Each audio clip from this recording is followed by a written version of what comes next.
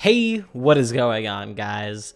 As of this video coming out, I have had my Fanatec CSL DD for 4 months now, and you're probably wondering why you haven't seen a review on my channel yet in those 4 months, and that's because I have been waiting to make this exact video here. All the big review YouTube channels use the wheels for a couple weeks and then act like they know everything, when truly, I feel like the more you use a wheel, the more you're going to learn about it. So I want to share with you my full 4-month experience, what I've taken away from it, and overall my experience with the Fanatec CSL DD, and would I recommend you pick one up if you're on the fence. Without further ado, let's get right into the review. So I'm segmenting this video up into 5 parts. I'll leave chapters as well in the description below, and you will see them on the timeline, so you can skip to whatever you want to hear. But I'll give you a quick overview right now of the CSL DD. I'm sure most of you know a lot about this wheel if you're watching this, but just in case you don't, this is Fanatec's brand new entry-level direct drive wheelbase. This thing on its own in the base version puts out 5 Newton meters of torque, but you can also buy the optional boost kit 180, which will bump it up to 8 Newton meters of torque. Fanatec also have a bundle of the two with the CSL DD and the boost kit that has $20 off, to where if you bought the CSL DD and boost kit separately. If you don't know what direct drive technology is, I'm not going to go deep into it in this video, but it is basically just the best version of force feedback that you can have. It'll be the most clear and most realistic. The CSL DD on its own in its 5 Newton meter variation comes in at $350 USD before tax. The Boost Kit 180 bundle comes in at $480 USD before tax. If you're on PlayStation, they do sell the GT DD Pro, which comes in a nice bundle with the 8 Newton meter version and the load cell pedal set for just under $1,000 USD before tax. You can also just get the 8 Newton meter one with the 2 pedal set for $850 USD before tax, and you can just get the regular 5 Newton meter GT DD Pro and the regular CSL pedals for $700 USD before tax. While I actually hate that Fanatec named it the DD Pro because it makes it seem like it is a better product, the GT DD Pro and the regular CSL DD are the exact same technologically. They look a little bit different, with the CSL DD being more square and the GT DD being more curved, but under the hood they are the exact same. The only difference is that the GT DD Pro works with PS4/PS5 and PC, while the CSL DD works for Xbox One, Xbox Series consoles, and PC. Now let's jump into the build quality of the CSL DD. The main body of it is made out of a solid block of aluminum, while the front and back of it are made out of a hard plastic. The wheelbase in your hands feels like a premium product. The plastic doesn't feel cheap at all. It actually feels very, very high quality. The whole thing is made very, very well. Nice Fanatec decals all around. Nothing cheap, nothing gonna wear out. And I've used this thing for 4 months, and while it has been sitting on my desk, it doesn't even have a chip in it. So I think overall it gets an A+ in my opinion. It has a nice power button with the LED indicators on it, and it feels very nice and clicky. It is plastic, but it's a power button. It's not that big of a deal. Overall, everything on this wheel feels super premium. The rear of the Fanatec CSL DD has the power cord, the USB Type-C connector that will go into your computer, as well as a ton of RJ12 connectors for your pedals, shifters, and handbrake. The rear I/O is very compact as well, so all the cables form into this nice little line, at least in my experience, so it should make cable managing it quite easy as well. Now I'm going to keep this brief, but I should talk about it just in case there are a few of you who want to know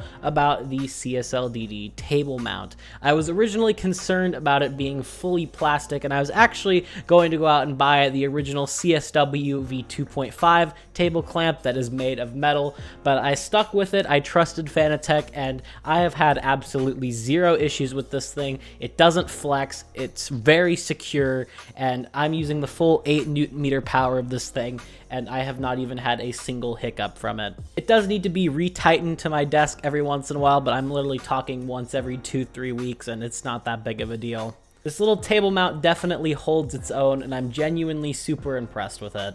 And I guess that will lead on to one thing, is that you can table mount the CSL DD even in its 8Nm variation. I have done that exclusively, and I do have a pretty rigid desk, I should mention, but even then, I think on even a more flimsy desk, you will be just fine, as long as you're okay with your desk kind of shaking a little bit.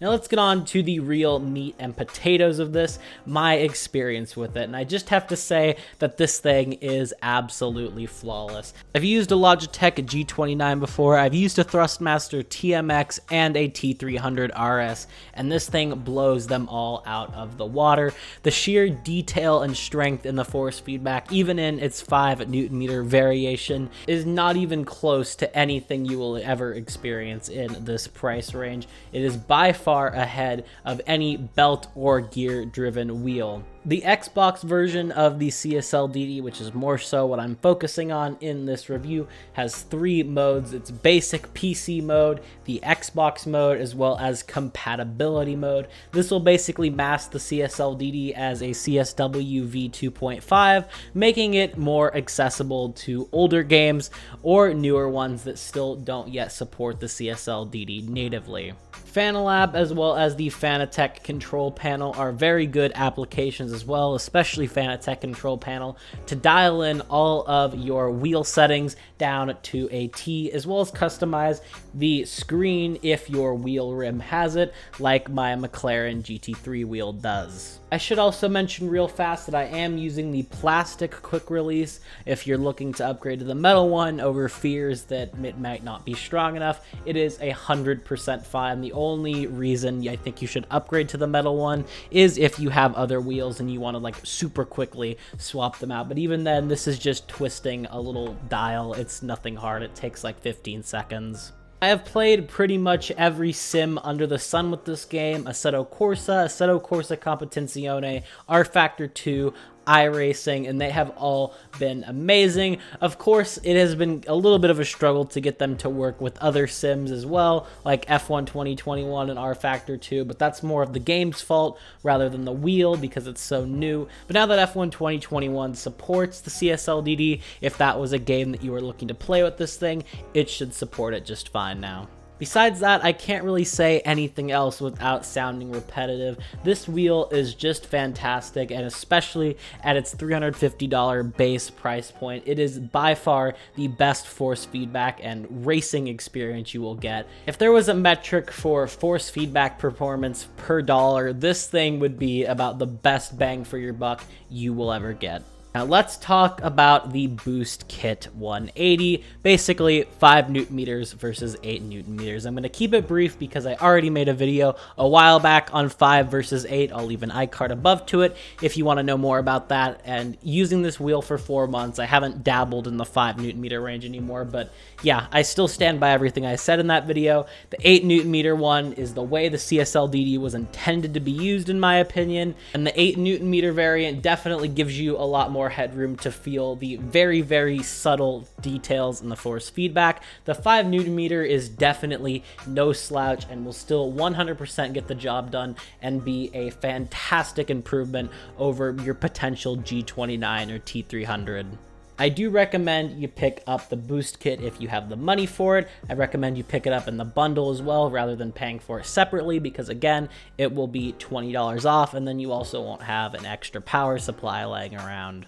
But if the 8Nm version is out of your price range, don't let that discourage you from picking one of these up in its 5Nm base version, because you are still getting a fantastic wheel. To sum up this review, do I recommend the CSL DD? And to be 100% honest with you, this might be shocking with every single thing I've said. The answer is yes, but no. While I do think it is mostly a COVID and shipping situation, I do also think in a way it is a Fanatec problem as well, because they are making so many new products so quickly and polluting their production lines. But CSL DDs are basically impossible to get right now.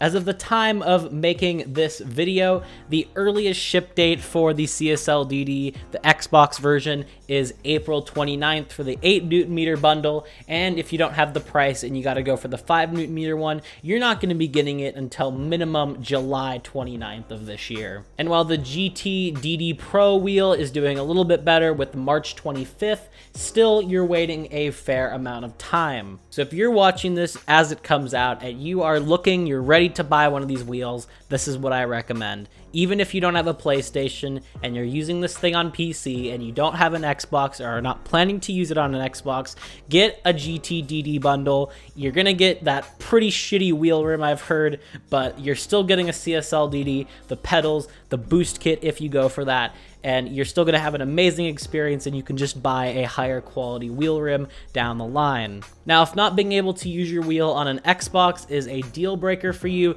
you are kind of baited into those longer shipping times, and I mean, you can pick one up right now, but at least in my opinion, I'm not big into the buying into a promise of a wheel rim at some point down the line, which is kind of the situation that Fanatec is running right now.